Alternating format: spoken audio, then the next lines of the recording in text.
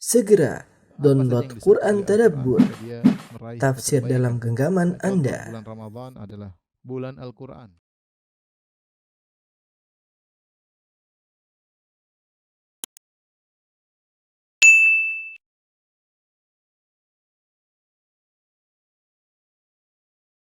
Bismillahirrahmanirrahim. Assalamualaikum warahmatullahi wabarakatuh. Alhamdulillahi ala ihsanihi wa syukru lahu ala taufiqihi wa amtinanihi. Asyhadu an la ilaha illallah wahdahu la syarika lahu ta'ziman li sya'nihi wa asyhadu anna Muhammadan abduhu wa rasuluhu da'ila ridwani. Allahumma salli alaihi wa ala alihi wa ashabihi wa ikhwani. Ikhwan dan akhwat para jamaah salat tarawih Masjid Solehawa yang dirahmati Allah Subhanahu wa taala. Kita lanjutkan pembahasan kita. Pada pertemuan lalu kita sampai pada ayat ke-44, masih tentang kisah Nabi Nuh yang Allah mengatakan wastawat 'alal judi, maka kemudian kapal Nabi Nuh bersandar di atas bukit Judi ya. Datang dalam sebagian riwayat dalam Musnad Imam Ahmad bahwasanya kejadian tersebut terjadi pada hari Asyura 10 Muharram, tetapi sanadnya lemah ya. Sanadnya lemah, yang sanadnya sahih adalah selamatnya Nabi Musa dari kejaran Fir'aun ya. Dan Fir'aun ditenggelamkan itu pada tanggal 10 Muharram Asyura. Adapun tambahan lafal hari itu juga kapal Nabi Nuh bersandar di bukit Judi, maka sanadnya lemah ya. Saya bacakan dari Abu Hurairah radhiyallahu anhu, marra Nabi sallallahu alaihi wasallam bi unasin minal yahud wa qad shamu yauma asyura. Rasulullah sallallahu melewati sekelompok orang dari kalangan Yahudi dan mereka sedang puasa hari Asyura. Maka Rasulullah bertanya, "Ma hadzal yaum? Hari apakah ini?" Maka dikatakan, "Hadzal yaumul ladzi anjallahu ta'ala fihi Musa alaihi salam wa Bani Israil minal gharaq." Inilah hari di mana Allah menyelamatkan Musa dan Bani Israil dari tenggelam. Wa gharraqa fihi Fir'aun, dan Fir'aun ditenggelamkan. Wa hadza yaumun istawat fihi safina 'alal judi. Dan ini adalah hari di mana kapal Nabi Nuh bersandar di bukit Judi. Fasamahu Nuhun wa Musa. Maka Nabi Nuh dan Nabi Musa berpuasa syukran lillah, karena bentuk syukur kepada Allah. Tentang Nabi Nuh sanadnya dhaif, tetapi tentang Nabi Musa diselamatkan sanadnya sahih ya, dari hadis Anas bin Malik radhiyallahu taala anhu. Baik, kita lanjutkan. Setelah itu Allah berfirman, "Wa nada Nuhu rabbahu." Kemudian Nuh berseru kepada Rabbnya. Faqala rabbi inna bani min ahli. Nuh berkata, "Wahai Rabbku, sungguhnya putraku adalah dari keluargaku. Wa inna wa'dakal haq, dan janjimu adalah benar. Wa anta ahkamul hakimin, dan engkau adalah hakim yang seadil-adilnya." Allah tegur, qala ya Nuhu innahu laisa min ahlik. Wahai Nuh, sungguhnya putramu itu bukanlah termasuk dari keluargamu. Innahu amalun ghairu salih. Sungguhnya dia telah melakukan perbuatan yang tidak benar. Fala tas'alni ma laisa laka bihi ilm, maka janganlah kau minta kepadaku perkara yang kau tidak punya ilmu tentangnya. Inni a'idzuka an takuna minal jahilin, maka aku memperingatkan engkau agar kau tidak termasuk orang-orang yang jahil. Nuh ditegur oleh Allah Subhanahu wa taala. Kemudian Nuh berkata, qala rabbi inni a'udzu bika an as'alaka ma laisa li bihi ilm. Ya Allah, sungguhnya aku berlindung kepada engkau dari memohon kepada engkau sesuatu yang aku tidak punya ilmu tentangnya. Wa illa taghfirli wa tarhamni aku minal khasirin. Kalau kau tidak ampuni aku dan kau tidak rahmati aku, maka aku termasuk orang-orang yang merugi. Taib. Di sini Nabi Nuh, Allah mengatakan wa nada Nuh rabbahu, maka Nuh pun menyeru kepada Rabbnya. Di sini Allah menyandarkan Rabb kepada Nuh, Rabbnya, sebagai bentuk penghormatan kepada Nabi Nuh. Nuh menyeru kepada Rabbnya. Faqala Rabbi, kemudian dia berdoa, dia berkata Rabbi, ya Rabbku. Dan dalam Al-Quran banyak sekali doa-doa para nabi yang dibuka dengan Rabbi, Rabbana, ya, Rabbi, Rabbana, banyak sekali. Rabbi, Rabbana, Rabbi artinya Tuhanku, Rabbana maksudnya Tuhan kami. Dan ini dalil bahwasanya di antara salah satu tawassul ketika berdoa adalah tawassul dengan nama Allah Ar-Rabb. Dengan nama Allah Ar-Rabb karena pengkabulan doa termasuk dari rububiyah. Pengkabulan doa termasuk dari rububiyah itu terkait dengan kebutuhan makhluk ciptaan Allah Subhanahu wa taala ya. Oleh karenanya ketika seorang berdoa dia bertawassul dengan nama Allah di antaranya dengan Rabb, nama Ar-Rabb yaitu Rabbku yaitu penciptaku, pengurusku yang mengurusi aku, maka kabulkanlah doaku. Dan ini banyak dalam Al-Qur'an kita dapati doa-doa Rabbi, Rabbana banyak sekali. Di sini Nabi Nuh berkata, Rabbi, inna bini min ahli. Wahai ya Allah, Rabbku, sungguhnya putraku adalah bagian dari keluargaku. Wa inna wa'adakal haq, dan engkau sudah berjanji, janjimu benar. Wa anta ahkamul hakimin, dan engkau adalah sebaik-baik hakim yang seadil-adilnya. Baik, ada khilaf di kalangan para ulama. Pertama, kapan Nabi Nuh berdoa ini? Berdoa kepada Rabbnya. Dua pendapat secara umum. Ada yang mengatakan Nabi Nuh berdoa sebelum anaknya tenggelam. Ini sekedar. Jadi ini tidak tertib. Jadi Allah cerita tentang nasib kapal sampai selesai, baru Allah kembali lagi. Sungguhnya ada bagian yang Allah loncati, yaitu sebelum anaknya tenggelam, Nabi Nuh berdoa dulu kepada Allah. Karena anaknya tidak naik di atas kapal. Kemudian mulai ombak besar, maka Nabi Nuh berdoa kepada Allah. Ya Rabbku, anakku adalah bagian dari keluargaku. Dan engkau telah berjanji bahwasanya engkau akan menyelamatkan keluargaku. Illa man sabaqa alaihil qaul. Kecuali yang telah tercatat tidak akan selamat ya. Karena Allah mengatakan kata Allah Subhanahu wa taala,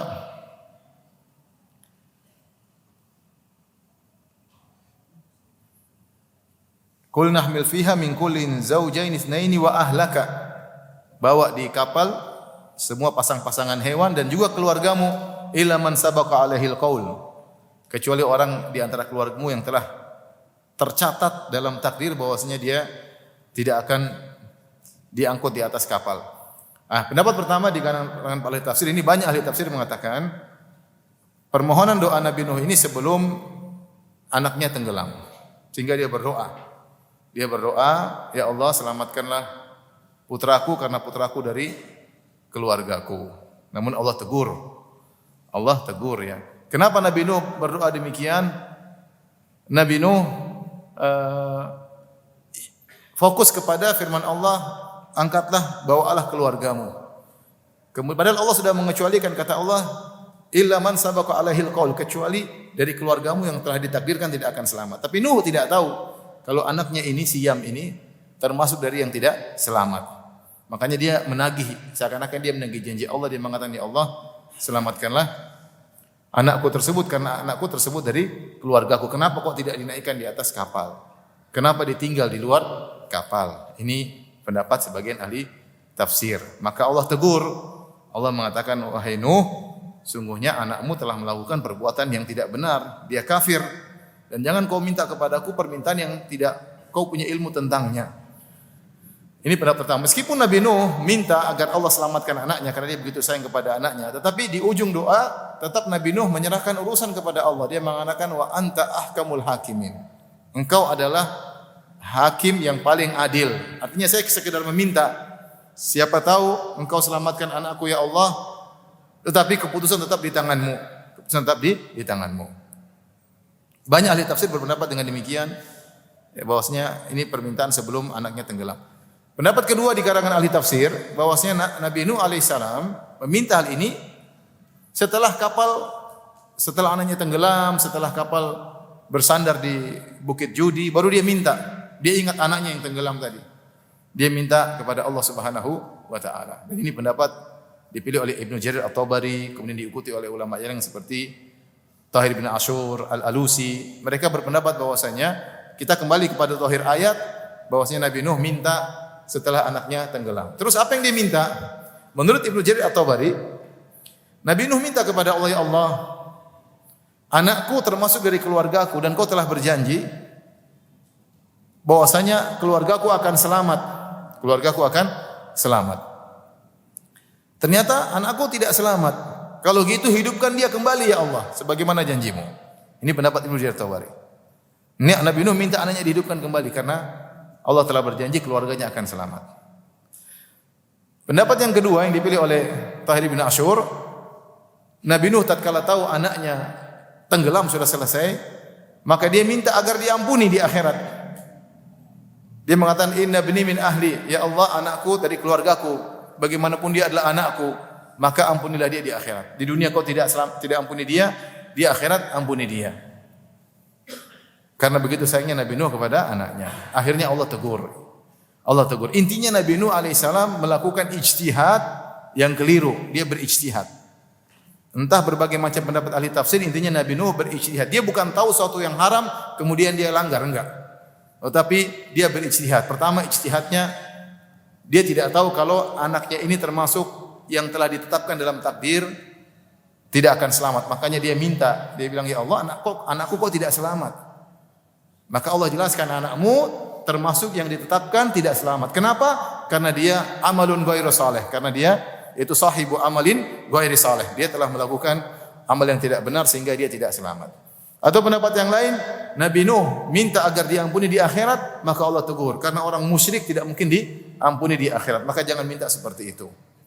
Ya, atau Nabi Nuh minta, dia sudah tahu, ini pendapat lagi, Tahir bin Asyur menyebutkan Nabi Nuh tahu anaknya termasuk kafir tapi dia minta penghukuman, ya Allah, kecualikanlah anakku. Biarlah yang lain kafir semua masuk tenggelam, anakku kecualikanlah. Selamatkan dia atau ampunilah dia di akhirat. Intinya Nabi Nuh melakukan ijtihad dan dia keliru, kemudian ditegur oleh Allah Subhanahu wa taala. Dan ini banyak terjadi dilakukan oleh para nabi. Mereka melakukan kesalahan tetapi ditegur oleh Allah Subhanahu wa taala. Dan itu adalah konsekuensi dari sifat maksum para nabi. Apa maksudnya para nabi itu maksum? Bukan berarti mereka enggak pernah salah, tapi mereka tidak dibiarkan terus-terusan dalam kesalahan. Kapan mereka salah pasti ditegur. Nabi SAW juga mengalami beberapa kesalahan. Allah tegur dalam Al-Quran. Banyak dalam Al-Quran. Allah mengatakan, ya ayuhan Nabi, lima tuharrimu ma ahallallahu lak. Wahai Nabi, kenapa engkau mengharamkan madu yang Allah halalkan bagimu?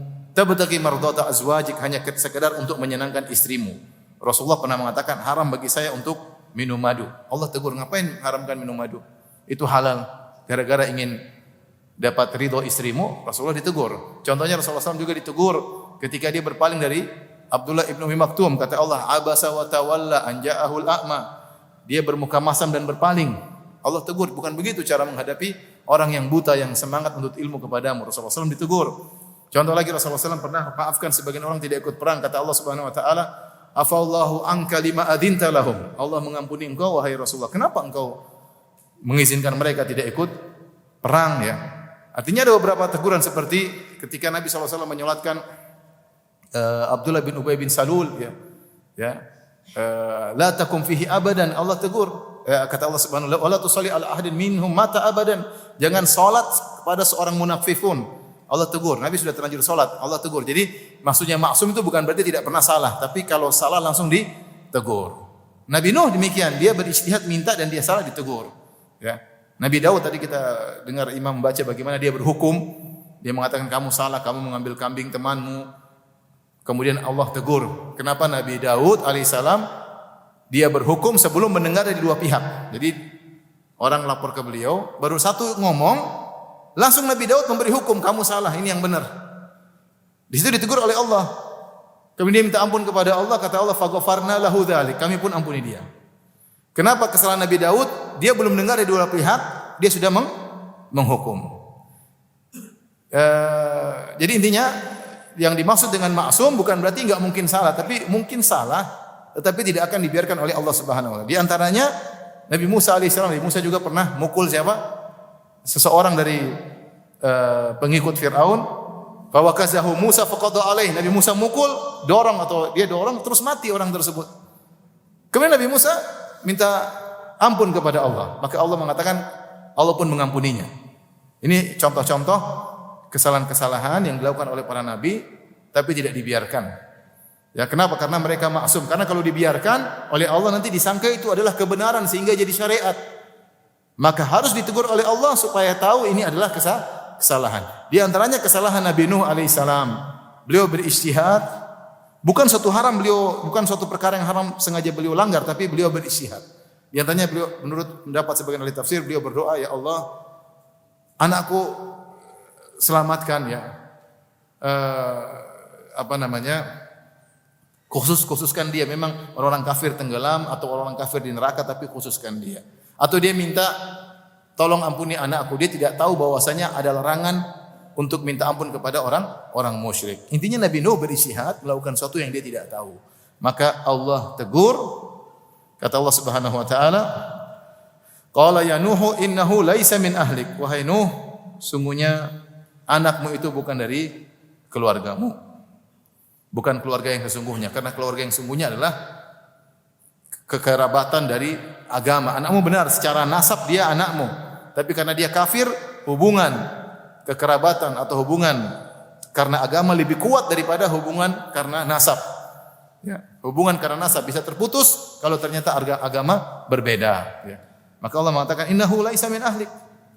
Kau bukan dari keluarga aku, sama seperti Nabi mengatakan Abu Lahab bukan dari ahlul bait, bukan dari ahlu baiti. Kenapa? Karena Abu Lahab kafir, ya, bukan dari kerabat Nabi SAW, meskipun secara nasab paman Nabi.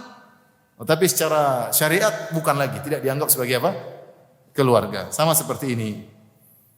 Kenapa dia bukan dari keluargamu? Innahu amalun ghairu saleh. Sungguhnya dia telah melakukan perbuatan yang tidak benar.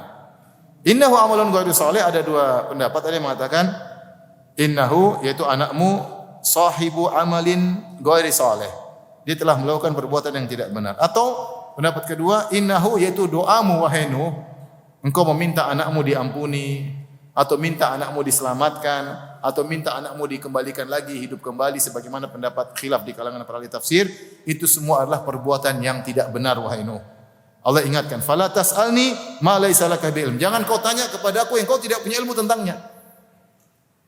Jadi aku mentakdirkan anakmu kafir, anakmu masuk neraka, itu ada hikmah yang aku ketahui. Dan jangan kau minta hal yang kau tidak punya ilmu tentangnya.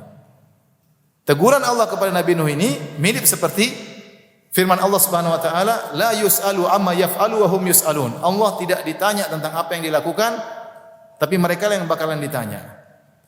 Ada rahasia yang Nabi Nuh pun tidak tahu. Kenapa anaknya ditakdirkan kafir, ditakdirkan tenggelam? Yang tahu rahasianya cuma siapa? Allah Subhanahu wa taala. Makanya ketika Nabi Nuh minta, Nabi Nuh beristihad dan dia akhiri permintaannya dengan berkata, wa anta ahkamul hakimin. Engkau adalah zat yang paling maha bijak. Apa yang kau putuskan, anakku tenggelam, ya, tapi saya minta, siapa tahu boleh.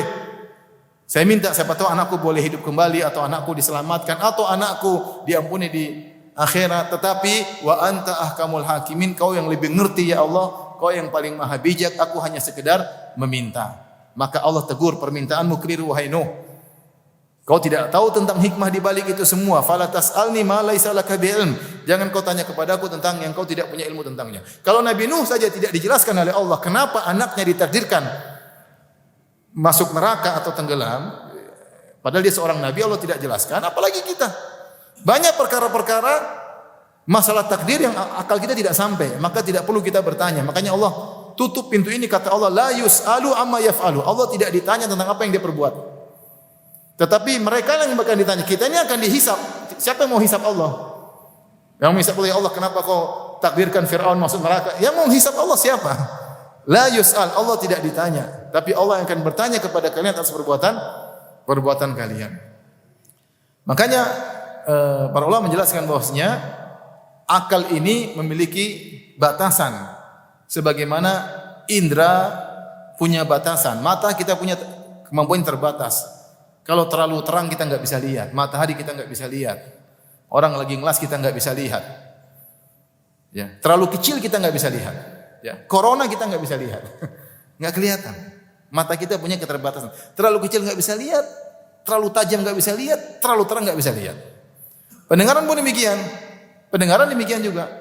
Terlalu kecil kita nggak bisa dengar. Kita tes pendengaran kan dikasih gelombang sampai frekuensi kecil kita nggak bisa lagi. Hewan lain mungkin bisa dengar. Ada frekuensi lebih tinggi kita juga bisa dengar. Kita punya frekuensi terbatas pendengaran kita, sekian sampai sekian. Mata juga punya keterbatasan. Terlalu jauh juga enggak kelihatan. Sebagaimana mata, telinga punya keterbatasan, otak juga punya keterbatasan. Otak juga punya keterbatasan. Hal-hal yang otak itu tidak mampu untuk memikirkannya. Banyak otak kita tidak mampu untuk memikirkannya. Di antaranya yang tidak mampu kita pikirkan adalah hikmah-hikmah yang Allah sembunyikan. Otak kita enggak mampu. Saya sering sampaikan, contoh sederhana kita dengan anak kita saja. Betapa banyak kita ngelarang anak kita, kamu enggak boleh gini. Dia bingung, kenapa Bi? Kenapa enggak boleh? Kita jelaskan dia enggak paham. Kita jelaskan dia enggak paham ya. Misalnya waktu anak saya Abdul Razak mau sunat, saya bilang nanti sunat ya. Kenapa sunat? Coba saya mau jelaskan. Ya, mau jelaskan nanti kebersihan. Oh masih kecil. Dia sunat masih umur berapa tahun itu? 3 tahun atau 4 tahun. Mau jelaskan ini kebersihan, nanti ada sisa kotoran, nanti begini, nanti. Dia enggak bakalan paham. Caranya bagaimana? Udah kamu sunat, nanti Abi belikan mainan. Selesai. Dia paham. Jadi banyak hal yang antara kita dengan anak kita saja, banyak hal yang kita larang dia enggak bisa terima. Kamu enggak boleh ini, kamu enggak boleh nonton. Dia enggak terima. Kita tahu dampaknya bahaya bagi dia, tapi dia enggak paham. Dia enggak paham sehingga dia tidak terima. Kenapa? Akal dia tidak sampai. Apalagi antara kita dengan Allah Subhanahu wa taala yang tidak ada bandingannya. Wa ma utitu minal ilmi illa qalila. Kalian tidak diberi ilmu kecuali cuma sedikit. Bahkan ketika malaikat, jangankan Nabi Nuh, malaikat bertanya kepada Allah Subhanahu wa taala, ya, kenapa menciptakan Adam yang akan melakukan kerusakan di atas muka bumi? Kata Allah, inni a'lamu ma la ta'lamun. Aku tahu apa yang kalian tidak ketahui. Allah tidak perlu jelaskan. Itu malaikat saja tidak dijelaskan, Nabi Nuh tidak dijelaskan. Fala tas'alni ma laysa laka bi'ilm. Jangan kau tanya kepadaku yang kau tidak punya ilmu tentangnya, tentang masalah hikmah kenapa anakmu ditakdirkan kafir, tenggelam. Dan ini penting bagi kita ikhwan, karena ketika kita belajar takdir kita tahu ada hal-hal yang sudah Allah tetapkan.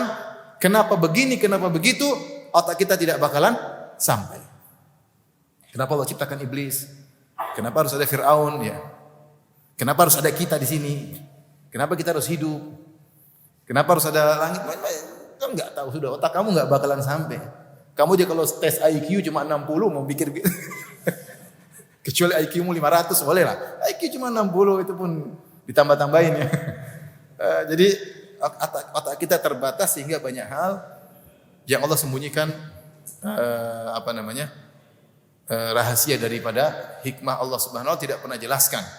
Dikatakan oleh sebagian ulama bahwasanya rahasia takdir akan dibuka kalau sudah di akhirat. Tapi Allah alam tidak ada dalilnya juga. Cuma Ibnu Daqiq menukil dalam Syarah Arba'in Nawawiyah bahwasanya dikatakan bahwasanya pada hari kiamat kelak rahasia-rahasia akan dibongkar oleh Allah Subhanahu wa taala. Sekarang semuanya tertutup. Yang tahu hanya siapa? Allah Subhanahu wa taala. Ketika orang-orang musyrikin mulai bertanya, ahaula imanallahu alaihim min bainina. Ya Allah, kenapa mereka yang dipilih jadi orang-orang beriman, diberikan risalah, jadi nabi, kenapa tidak kami? Kami kan maksudnya Abu Jahal, Abu Lahab, teman-temannya lebih kaya, lebih terkenal, lebih nasabnya lebih tinggi. Kenapa mereka yang harus dipilih oleh Allah? Allah hanya menjawab, alaihissallahu bi'alama bisyakirin. Allah jawab dengan global, Allah tidak detail. Bukankah Allah lebih tahu mana yang lebih pandai untuk bersyukur? Sudah selesai itu jawabannya. Allah tidak jelaskan begini. Kenapa otak mereka tidak sampai? Nanti kalau kita biarkan ini otak kita liar, kita akan timbul pertanyaan terus. Kenapa Nabi terakhir bukan orang ceger misalnya? Banyak hal. Pertanyaan tidak akan pernah selesai. Ya. Serahkan kepada Allah. Allahu a'lamu haitsu yaj'alu risalatah. Allah lebih tahu di mana diletakkan risalahnya. Siapa yang jadi nabi terakhir siapa itu urusan Tuhan. Ya, urusan Tuhan itu. Tugas antum ketika beriman dengan takdir cuma intinya 2. Kalau kamu dapat musibah bersabar, sudah ditakdirkan. Kalau kamu dapat kenikmatan jangan sombong, sudah ditakdirkan. Banyak orang yang lebih pintar daripada kamu tidak ditakdirkan kaya seperti kamu. Banyak orang punya sebab-sebab kebahagiaan tidak bahagia seperti kamu. Sehingga orang tidak ujub ketika dapat kenikmatan karena dia tahu sudah ditakdirkan. Ya. Dan dia tidak terlalu sedih ketika dia terkena musibah karena dia tahu juga sudah ditakdirkan. Ya. Jadi banyak hal ya, maksudnya kita dapat kenikmatan di luar daripada nalar kita. Ada seorang menjadi orang yang berilmu padahal dia dari keluarga yang tidak ada kenal agama sama sekali. Contoh, ada seorang di Universitas Islam Madinah, dia S3 nulis buku tentang bantahan terhadap ateis, disertasinya tentang bantahan terhadap ateis. Bapaknya kafir, ibunya ateis, dari Swedia kalau nggak salah. Bagaimana Allah beri petunjuk kepada dia? Kalau kita pikir sebabnya bagaimana? Dia sejak kecil tidak kenal agama, tahu-tahu belajar di Madinah, tahu-tahu S2, S3, disertasinya membantah orang-orang apa? Ateis. Di luar daripada nalar kita. Dan banyak seperti itu. Jadi itu tujuan takdir, bukan untuk kita ingin tahu rahasia kenapa begini, kenapa begitu, kenapa Fir'aun begini, kenapa begini. Kita bilang itu la yus'alu amma yaf'alu wa hum yus'alun. Allah tidak ditanya dengan apa yang dikerjakan, justru mereka ditanya. Lihatlah Allah menegur Nabi Nuh. Fala tas'alni ma laisa laka bi'ilm. Jangan kau minta kepadaku sesuatu yang kau tidak punya ilmu tentangnya. Kau tidak ngerti wahai Nuh. Selesai. Tidak perlu dijelaskan. Pokoknya kau tidak ngerti ilmunya, enggak usah tanya-tanya. Enggak usah minta-minta seperti itu. Enggak usah minta anakmu kembali lagi, enggak usah minta anakmu diselamatkan, atau enggak usah minta anakmu diampuni di akhirat. Itu bukan urusanmu. Kau tidak punya ilmu tentang hal tersebut. Paham? Paham tidak? Setelah ditegur, kata Allah juga berkata, "Inni a'idzuka an takuna minal jahilin." Aku menasihati engkau wahai Nuh agar engkau tidak menjadi orang-orang yang jahil, orang-orang yang bodoh, yang jangan tidak benar. Ini di luar ilmu, enggak usah kau ikuti. Baik, anak yang tenggelam tersebut kita sudah sebutkan namanya siapa? Yam atau Kan'an.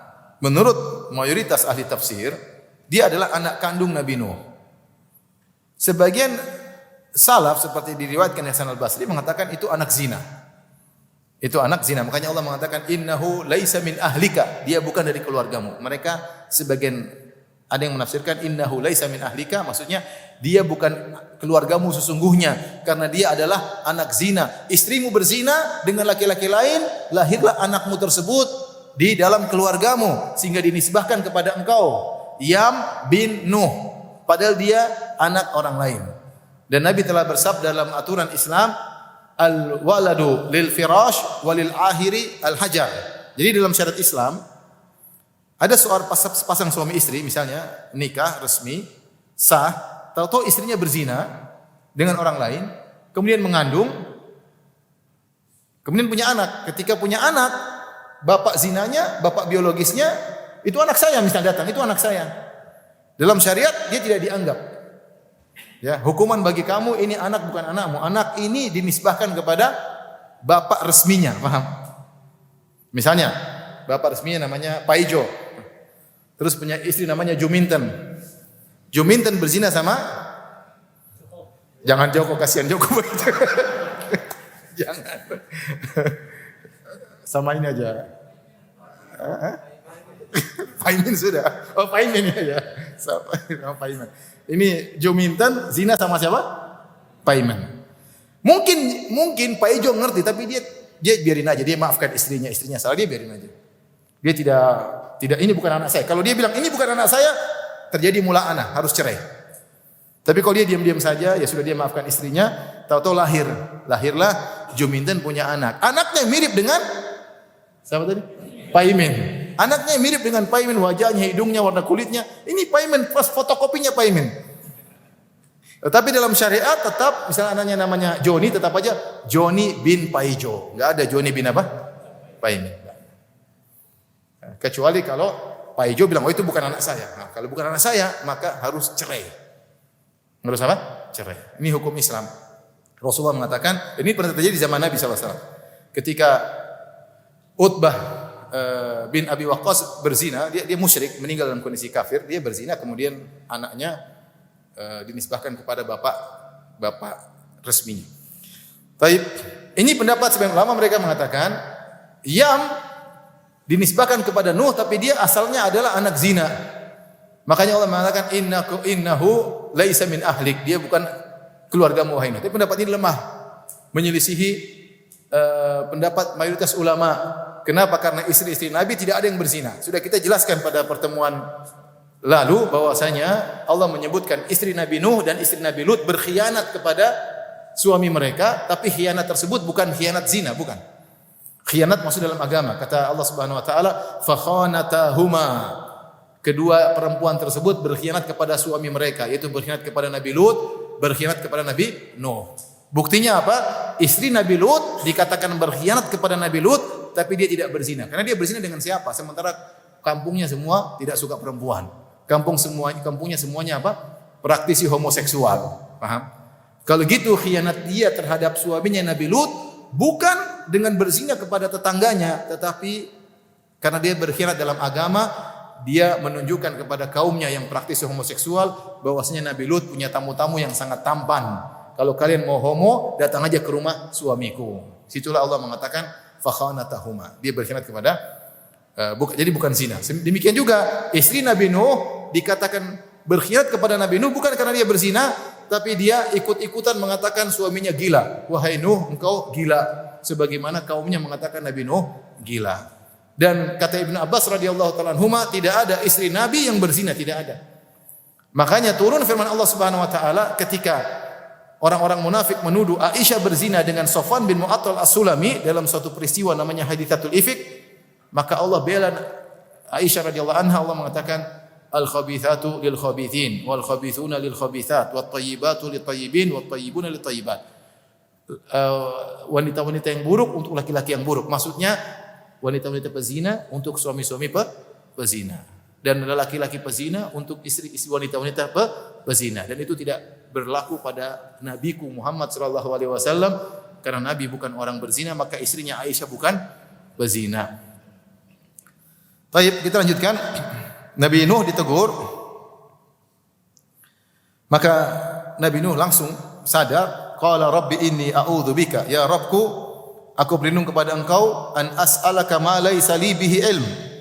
Aku berlindung kepada engkau dari memohon kepada engkau suatu perkara atau perkara-perkara ma laisa li bihi, perkara-perkara di kemudian hari yang aku tidak punya ilmu.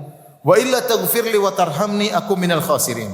Kalau kau tidak ampuni aku dan kau tidak rahmati aku, maka aku termasuk orang-orang yang merugi. Ada beberapa faedah yang bisa kita ambil. Pertama, Nabi Nuh bersalah dan dia minta ampun. Dia minta ampun. Dan diampuni oleh Allah Subhanahu wa taala. Yang kedua, di sini Nabi Nuh alaihissalam, ya, ketika dia bertobat dia mengumpulkan dua hal. Karena kita tahu syarat tobat setelah meninggalkan dosa tersebut, syarat tobat ada tiga kan? Syarat tobat tiga. Pertama, al-iqla' anidz-dzam, meninggalkan dosa tersebut. Yang kedua, menyesali, an-nadam, menyesali masa lalu. Yang ketiga, bertekad tidak mengulangi. Bertekad tidak mengulangi. Tiga syarat ini terpenuhi kepada Nabi Nuh, dia bertobat. Dia langsung tidak melakukannya dan dia kemudian berazam di kemudian hari untuk tidak melakukan kembali, maka dia mengatakan, a'udzubika an as'alaka ma laisa li bihi ilm. Aku mohon kepada engkau untuk tidak lagi pernah minta permintaan seperti ini, aku tidak punya ilmu. Jadi dia bertekad selama-lamanya tidak bakalan minta lagi kalau enggak ada ilmunya. Berarti syarat tobat di antaranya apa? Bertekad untuk tidak mengulangi. Jika orang bertobat syarat ini tidak ada, maka percuma. Contoh di bulan Ramadan dia tidak main judi. Bertobat bulan Ramadan. Nanti kalau lebaran baru kita judi lagi. Ini tidak akan diterima. Misalnya minum khamar Ramadan, sudahlah kita berhentilah. Nanti habis lebaran baru kita minum khamar lagi. Ini tidak diterima tobatnya. Kenapa? Karena dia sudah bertekad untuk mengulangi lagi. Tidak diterima. Ya, berhenti merokok, nanti aja bisa lebaran baru merokok. Berhenti nonton film, nanti habis lebaran baru nonton film lagi. Ini namanya tidak bertobat. Tobat itu harus bertekad tidak mengulangi. Yang penting sudah bertekad, seandainya terjadi itu urusan lain. Tapi ketika kamu bertobat, kamu harus bertekad, saya tidak bakalan mengulangi. Entah urusanmu terjatuh lagi, itu urusan belakangan. Yang penting kamu punya tekad, tidak akan mengulangi lagi. Allah Maha tahu tekadmu. Kapan tekadmu benar-benar jujur, tulus, Allah ampuni. Syarat berikutnya yang ketiga adalah an-nadam. Kata Nabi SAW, an-nadamu taubah. Penyesalan adalah taubat. Makanya Nabi Nuh sini menyesal. Dia mengatakan, wa illa taghfirli wa tarhamni. Kalau kau tidak ampuni aku, dia menyesal. Kau tidak rahmati aku ya Allah, aku minal khasirin, aku termasuk orang-orang yang merugi. Sehingga syarat taubat terpenuhi, tiga syarat tersebut terpenuhi dalam doanya atau permohonan Nabi Nuh tersebut. Baik, di antara faedah yang bisa kita ambil juga bahwasanya permohonan kepada Allah, doa bisa dalam bentuk tolab, meminta. Bisa juga dalam bentuk pengkhabaran, tapi pengkhabaran tersebut mengandung permintaan. Maksudnya bagaimana? Permintaannya biasa, ya Allah ampunilah aku, ya Allah berikanlah aku anak yang soleh. Ya Allah itu namanya minta langsung. Namanya insya, meminta. Terkadang doa tersebut bukan meminta tapi menghabarkan. Tapi Allah tahu maksud kita. Contohnya seperti ini, Nabi Nuh tidak minta diampuni tapi dia mengatakan, ya Allah, kalau kau tidak ampuni aku, tidak rahmati aku tentu merugi. Ini penghabaran. Tapi penghabaran ini jelas Allah tahu Nabi Nuh minta apa? Minta ampun. Paham? Seperti Nabi Yunus alaihissalam ketika dalam perut ikan paus dia mengatakan, ya la ilaha illa anta subhanaka inni kuntu minadh dhalimin. Dia tidak minta tapi dia menghabarkan, ya Allah, tidak ada yang berhak disembah kecuali Engkau, aku termasuk orang zalim. Selesai. Berarti dia minta apa? Minta ampun. Maksud saya ini memudahkan kita. Kita tuh kalau minta kepada Allah mudah, yang penting minta. Kadang dengan kabar, kadang ya Allah aku ini. Kadang kita enggak perlu minta tapi ya Allah saya begini, saya begini. Allah sudah tahu berarti kita minta sesuatu. Tidak berbeda kalau kita minta sama raja, sama presiden, sama pejabat, ya harus susah tulisnya, mukadimahnya gini, terus gini, tengah-tengahnya gini, terus ini macam-macam bahasa baku macam-macam. Kalau kita berdoa sama Allah enggak perlu begitu. Sudah ungkapkan saja yang keluar mengalir dari hatimu. Ya. Yang penting kamu minta. Ya, jadi mudah. Mau pakai cara insya, mau cara dengan ikhbar, ya boleh. Makanya belajar bahasa Arab ya. Baik. Kita lanjutkan. Ini juga dalil faedah yang bisa kita ambil bahwasanya kalau doa melanggar syariat tidak akan dikabulkan oleh Allah Subhanahu wa taala. Doa kalau melanggar syariat, Nabi Nuh minta sesuatu tapi melanggar syariat. Di antaranya dia minta, menurut sebagian ahli tafsir, Tahir bin Asyur mengatakan dia minta agar anaknya diampuni di akhirat. Melanggar syariat atau tidak? Melanggar. Aturan Allah enggak boleh. Tidak boleh orang musyrik diampuni di akhirat. Dia minta, Allah tidak kabulkan. Jika kita sesuatu melanggar syariat, Allah tidak kabulkan. Atau kita minta sesuatu yang merubah tatanan sunan al-kauniyah, sunatullah kita ingin rubah. Kalau mukjizat oke Allah kasih, tapi kalau enggak ya kita enggak boleh minta seperti namanya berlebih-lebihan dalam berdoa. Contoh kita berdoa, kita misalnya ada seorang dia ingin punya anak tapi dia enggak nikah. Dia enggak nikah, dia bilang ya Allah saya jomblo tapi saya ingin punya anak ya Allah. Ini enggak boleh. Kamu ini kamu salah doanya. Kau yang nikah saja belum tentu punya anak. Kamu dijomblo, ya Allah saya ingin punya anak. Gimana? Secara ini berarti harus merubah apa? Aturan sunan kaunian. Ini enggak akan dikabulkan seperti ini. Enggak boleh, namanya ta'addin fid doa, berlebih-lebihan dalam apa? Berdoa tidak boleh. Minta sesuatu yang di luar daripada aturan Tuhan enggak boleh.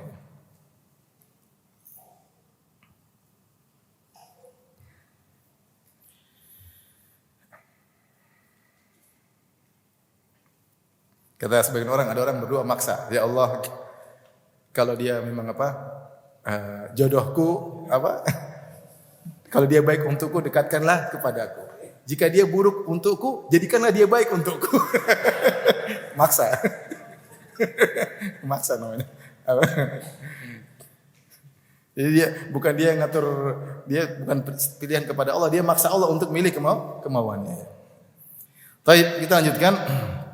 Allah berkata, qila ya Nuh bita bisalamin minna wa barakatin alaika wa ala umamin mimman ma'ak. Difirmankan wahai Nuh, turunlah dengan selamat sejahtera dari kapal tersebut. Selamat sejahtera dari kami wa barakatin alaik, dan keberkahan kepadamu, wa ala umamin mimman ma'ak, dan juga keberkahan kepada umat-umat yang bersama denganmu di atas kapal. Wa umamun sanumatti'uhum, dan ada pula umat-umat yang akan kami beri kesenangan. Summa yamassuhum minna adzabun alim, kemudian mereka akan merasakan dari kami adab yang pedih. Maka Nabi Nuh turun dari kapal dengan keselamatan dan keberkahan. Firman Allah, ya Nuh bitu bisalamin minna, wahai Nuh turunlah engkau dengan keselamatan dari kami. Keselamatan sini ada dua tafsir, ada yang mengatakan tahiyat, yaitu assalamualaikum wahai Nuh, turunlah. Allah menghormati memuliakan Nabi Nuh dengan mengucapkan salam kepada Nabi Nuh, tahiyat. Ada yang mengatakan salam di sini maksudnya keselamatan secara bahasa, turunlah engkau dengan selamat. Ya, tidak ada lagi banjir, tidak lagi apa, kau turun dari kapal dengan apa? Selamat. Selain dengan keselamatan, yang kedua wa barakatin alaik. Turunlah engkau dari kapal dengan penuh keberkahan. Keberkahan itu apa? Al khairul al katsir ats-tsabit. Kebaikan yang banyak yang menetap itu namanya keberkahan. Berkah diambil dari barakal ba'ir, itu onta yang menderem dia menetap, disebut dengan buruk, atau disebut al birkah, yaitu tempat muhtabasul ma, tempat air ditahan suatu tempat yang besar namanya birkah. Dikatakan birkah karena air yang banyak tertahan di situ. Maka berkah artinya kebaikan yang banyak yang menetap. Kita bilang, oh itu masya Allah itu orang itu berkah. Kenapa berkah? Dia di mana-mana dia melakukan kebaikan. Ya. Makanya di antara doa di antara perkataan Nabi Isa, wa ja'alani mubarakan aina ma kuntu. Kata Nabi Isa, Allah telah menjadikan aku berkah dimanapun aku berada. Banyak ahli tafsir mengatakan Nabi Isa mu'alliman, dia menjadi guru dimanapun dia berada. Di rumah dia ngajar, di situ dia ngajar, di sini dia ngajar, sehingga dia menebarkan keberkahan di mana-mana. Jadi keberkahan itu maksudnya kebaikan. Alaika, keberkahan bagimu, wa ala umami mimma ma'ak, dan juga kepada umat-umat yang bersamamu.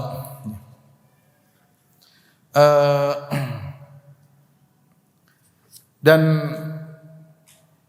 seluruh manusia, sebagaimana saya katakan kemarin, seluruh manusia ya keturunan Nabi Nuh. Makanya setelah itu Allah mengatakan ada orang-orang beriman yang kami berkahi, wa umamun sanumattihum, dan ada umat-umat yang lain juga, tapi beda. Yang pertama kami berkahi, yang kedua ada umat-umat juga yang merupakan keturunanmu, sanumattihum, kami akan berikan dia kesenangan duniawi, tsumma yamassuhum minna adzabun alim, kemudian setelah itu kami akan azab. Ini modelnya. Jadi kata Allah, keturunanmu wahai Nuh akan ada dua model. Ada yang beriman, ada yang apa? Yang kafir. Yang beriman kami beri berkah, yang kafir kami akan berikan dunia. Setelah itu kami akan azab. Perhatikan di sini Allah bedakan antara orang beriman dengan orang kafir. Ketika Allah menyebutkan keturunan Nuh yang beriman, Allah tidak sebut tentang dunia. Allah tidak mengatakan kami menyenangkan mereka. Tapi ketika Allah sebutkan tentang orang kafir, Allah mengatakan wa umamun sanumattihum. Sebagian umat yang kafir ini akan berikan kenikmatan. Menunjukkan bahwasanya rendahnya dunia, orang mukmin tidak boleh menjadikan dunia sebagai orientasinya. Dunia hanyalah sebagai sarana untuk meraih akhirat, bukan cita-citanya. Karena yang menjadikan dunia sebagai cita-cita utama itu orang kafir. Di antara bukti seseorang menjadikan dunia sebagai orientasinya, dunia tersebut membuat dia lalai dari beribadah. Itu namanya berarti dia dunia sebagai orientasinya. Di antara bukti dunia sebagai orientasinya, kalau dia sudah punya dunia, dia pelit, dia tidak mau bersedekah, tidak mau berbagi. Itu berarti memang carinya dunia. Dia carinya apa? Dunia. Maka jangan seperti orang kafir, karena yang bersenang-senang dengan dunia itu orang kafir. Orang beriman silakan bersenang-senang, tapi dunia sebagai sarana, bukan sebagai tujuan utama. Dari sini para ulama mengatakan seluruh manusia yang ada sekarang semuanya keturunan Nabi Nuh alaihissalam, dari 3 orang anaknya, Yam, Ham, dan Yafith. Makanya dalam Al-Quran Allah mengatakan dzurriyyatan man hamalna ma'a Nuh. Sungguhnya Bani Israel itu, ketika Allah sebut dalam surat Bani Israel, dzurriyyatan man hamalna ma'a Nuh, Bani Israel adalah keturunan dari orang-orang yang kami bawa di atas kapal Nabi Nuh. Seluruh Bani Israel keturunan Nabi Nuh dari Sam. Demikian juga Allah berfirman dalam surat Shafat, wa ja'alna dzurriyyatahu humul baqin. Kami jadikan keturunan Nabi Nuh itulah yang tersisa. Jadi ketika banjir tersebut, semua ada yang mengatakan banjir tersebut menyeluruh seluruh di atas muka bumi. Ini akhirnya jadi perdebatan. Mana buktinya bahwasanya banjir pernah terjadi di atas muka bumi? Tidak ada bekas-bekas barang-barang purbakala atau apa. Dalil yang menyatakan bahwasanya bumi semua tertutup dengan banjir Nabi Nuh juga tidak ada. Tidak ada. Tapi kalau seandainya banjir menutupi seluruh bumi juga bukan suatu yang mustahil. Allah keluarin, Allah masukin lagi, mudah bagi Allah. Seperti sekarang, iqtarabatis sa'atu wan syaqqal qamar, rembulan pernah terbelah. Hadisnya sahih, rembulan pernah terbelah. Kemudian nempel lagi. Orang bilang, mana buktinya rembulan enggak ada terbelah? Ada yang mengatakan ada buktinya. Ya, kalau terbelah harusnya begini. Allah mau kembalikan lagi seperti awal tanpa ada bekas juga bisa. Bisa atau tidak? Bisa. Apalagi kalau ada bekasnya. Apalagi kalau ada bekasnya. Ya. Tapi intinya tidak ada dalil yang menyatakan bahwasanya bumi seluruhnya ditenggelamkan oleh banjir. Wallahu a'lam bishawab. Yang kedua, memang manusia cuma itu aja waktu itu. Belum ada di Ceger, belum ada. Di Bambu Apus belum ada, di Papua belum ada. Manusia masih segitu karena bumi luas, baru keturunan Nabi Adam sampai Nabi Nuh 10 kurun. Baru 10 apa? generasi. Jadi memang seluruh manusia binasa ketika itu. Karena memang cuma ada kaum apa? Kaum Nuh. Semuanya binasa, yang tersisa cuma yang di atas kapal. Nuh dan anak-anaknya. Yang beriman bersama Nabi Nuh banyak orang. Anaknya Nabi Nuh 3. Kemudian ada sekitar puluhan orang lagi yang selain anak-anaknya Nabi Nuh. Tetapi yang lainnya itu semuanya generasinya terputus. Makanya Allah mengatakan wa ja'alna dzurriyyatahu, kami jadikan keturunan Nuh humul baqin, itulah yang tersisa. Jadi kita semua keturunan Nabi Nuh. Dan kita juga sekaligus seluruhnya keturunan Nabi Adam. Maka dikatakanlah Nabi Adam Abul Bashar, nenek moyang manusia, dan Nabi Nuh Abul Bashar Tsani, nenek moyang yang kedua. Anak Nabi Nuh berapa? Sam, Ham, Yafith. Kalau Sam ini orang-orang Arab, orang-orang apa? Eropa juga ya, Arab, Eropa sama apa namanya? Bani Israel. Kalau Ham ini yang berkulit gelap, ya. Afrika, Sudan, dan macam-macam. Yafith ini yang Cina-Cina, Ya'juj Ma'juj sama Indonesia. Nenek moyangnya kembali kepada siapa? Yafith. Itu perkataan ahli sejarah. Wallahu alam bisawab. Baik, kita lanjutkan. Setelah itu Allah jelaskan anak-anakmu ada yang beriman, ada yang kafir kasih kami kasih kenikmatan terus kami binasakan. Setelah itu di akhir ayat Allah mengatakan di akhir kisah Nabi Nuh dalam surat Hud. Tilka min amba'il ghaibi nuhiha ilaik. Ini adalah termasuk dari kabar gaib yang kami beritakan kepada engkau wahai Muhammad. Ma kunta ta'lamuha. Engkau sebelumnya tidak pernah tahu kisah ini. Nabi Muhammad tidak pernah baca-baca buku, dia tidak bisa baca, tidak bisa tulis, dan tidak ada perpustakaan di Mekah ketika itu. Ya. Dari mana dia tidak pernah dengar cerita tersebut? Tidak ada orang ahlul kitab, tidak ada Yahudi Nasrani yang hidup di kota Mekah, sehingga tidak ada informasi tersebut. Tidak ada. Ya. Tidak ada. Ya. Kemudian, ma kunta ta'lamuha. Kau dulu tidak pernah tahu kisah ini wahai Muhammad. Wala qaumuka min qabli hadza. Bahkan kaum Quraisy yang ada di Mekah, Abu Jahal, Abu Lahab, Walid bin Mughirah, Utbah bin Syaibah, semuanya, teman-temanmu itu semua, Nadhr bin Harith, semua orang-orang Quraisy satu kampungmu tidak pernah tahu tentang kisah Nabi Nuh.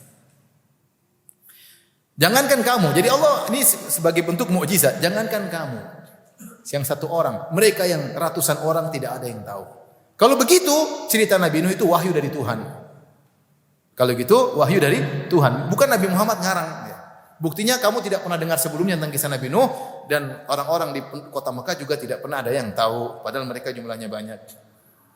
Fasbir, maka bersabarlah wahai Muhammad sallallahu alaihi wasallam, innal aqibata lil muttaqin. Sungguhnya kesudahan yang indah bagi orang-orang yang bertakwa. Jadi tujuan Allah menceritakan kisah Nabi Nuh kepada Nabi Muhammad sallallahu alaihi wasallam sebagai tasliyah, sebagai hiburan, perlipur lara.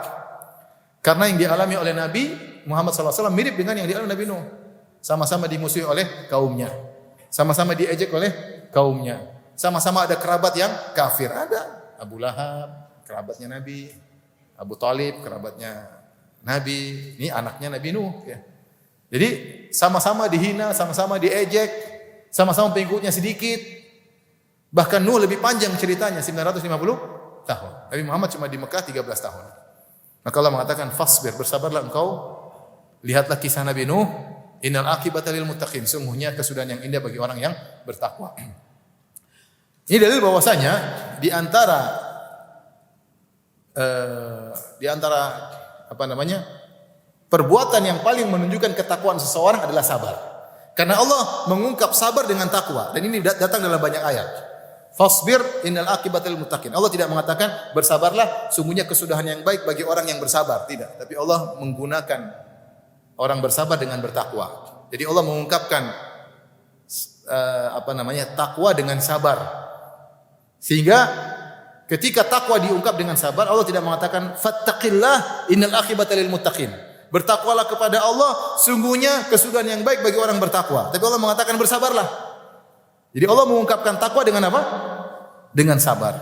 Menunjukkan bukti paling nyata seorang bertakwa adalah sabar.